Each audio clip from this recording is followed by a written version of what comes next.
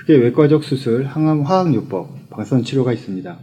외과적 수술은 암 덩어리와 주변 임파선을 포함한 폐의 일부를 제거하는 방법이고, 항암 화학요법은 우리가 흔히 항암 치료라고 아는 것으로 정맥 주사를 통해 항암제를 투여하는 것입니다.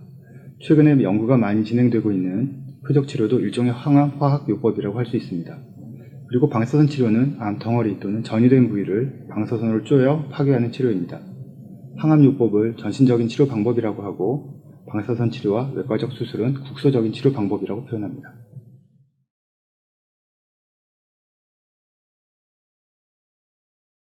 크게 세 가지 기준이 있습니다. 폐암의 종류, 폐암의 병기, 즉 진행 정도, 그리고 환자의 건강 상태가 기준이 되겠습니다.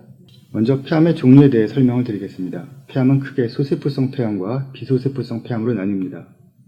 소세포성 폐암은 초기 전이가 활발하기 때문에 비교적 작은 크기라도 육안으로 보이지 않는 미세 전이가 이미 이루어져 있다고 생각되기 때문에 수술 치료보다는 전신 항암 치료를 하는 것이 추천이 됩니다.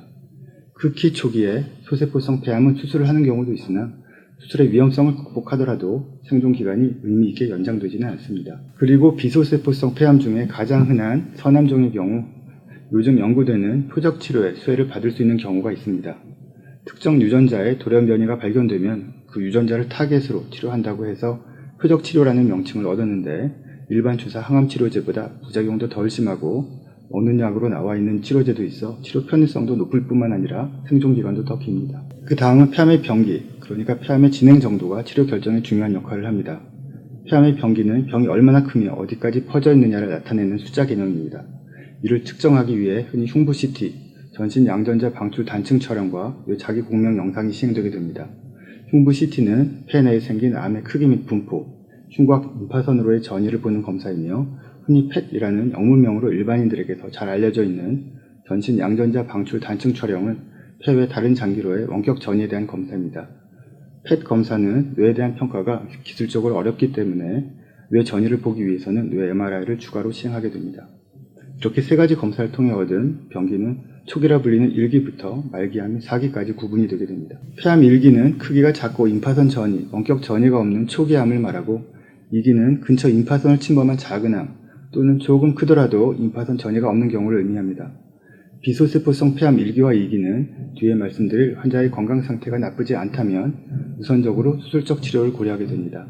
3기 폐암은 원격 전이는 없으나 흉곽 내 주요 구조를 침범했거나 중앙 임파선 전이가 이루어진 경우이고, 4기는 다른 장기로의 원격 전이가 있거나 반대편 폐로의 전이 또는 흉막, 심장을 싸고 있는 심막과 같은 흉곽 내 주요 구조물을 침범한 경우입니다.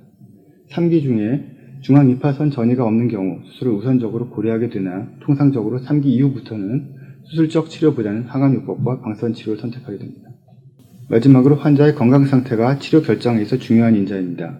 아무리 초기 폐암이라고 하더라도 환자의 전신 건강 상태가 따라주지 못하면 어떤 치료도 이겨내지 못할 수 있기 때문입니다. 환자의 나이, 동반 질환이 과거로부터 핵심 인자로 받아들여졌지만 더욱 중요한 것은 일반적인 일상생활 수행 능력과 폐 기능입니다. 먼저 일상생활 수행 능력이란 환자가 일반적인 일과, 즉 아침에 출근하고 마트에 가서 장을 보고 야외 활동 및 가벼운 운동을 하는 등 평균적인 일반인의 일과를 수행할 수 있느냐 하는 것입니다.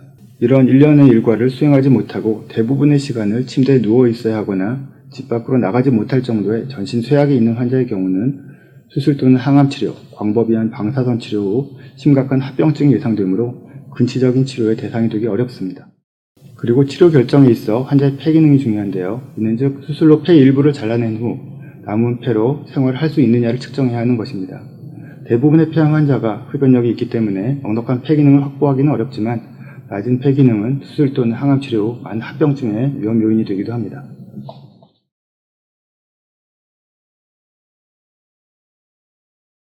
정리하자면 폐암의 치료는 외과적인 수술, 항암 약물 치료, 방사선 요법이 존재하는데, 폐암의 종류, 병기, 환자의 건강 상태에 따라 이들 중에 선택을 하게 되며, 소세포성 폐암의 경우 항암 화학 요법과 방사선 치료의 혼합 요법이 주를 이루고, 비소세포성 폐암의 경우 환자의 전신 상태와 폐 기능이 적정 수준을 만족할 경우 1기와 2기, 3기 중 초기의 경우 수술을, 그보다 진행된 경우는 항암 화학 요법과 방사선 치료의 조합을 선택하게 됩니다.